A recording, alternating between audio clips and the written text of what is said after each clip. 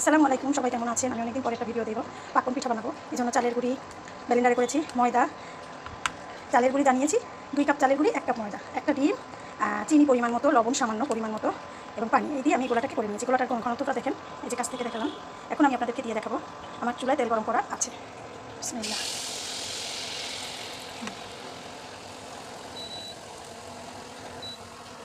এই যে দেখেন কি সুন্দর করে এটা ফুলে উঠেছে। এই যে এখন এটা উল্টে দেবো, কারণ আমি একবারই ভাজা হয়ে গেলে উল্টে বারে উল্টে না। এই যে এক পিঠ ভাজা হয়ে গেছে, আর এক পিঠ দিয়েছি, আর এক পিঠ হবে, তারপরে এবার উঠে। এই যে এখন আমি এটাকে উঠে ফেলতে হয়ে গেছে।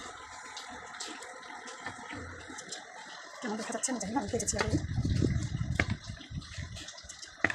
আমি আবার একটা দেখাই। এই যে গোলাটা মাশাআল্লাহ খুবই ভালো হয়েছে।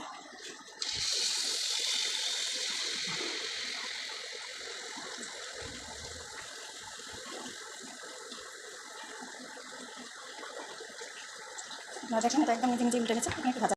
এই যে দেখেন আমার পিঠা সব ভাজা হয়ে গেছে এবং প্রত্যেকটা পিঠা একই রকম ফুলে উঠেছে। খুবই সুন্দর হয়েছে পিঠাগুলা এবং দেখতেও সুন্দর হয়েছে, খেতেও অনেক মজা হয়েছে মাশাআল্লাহ।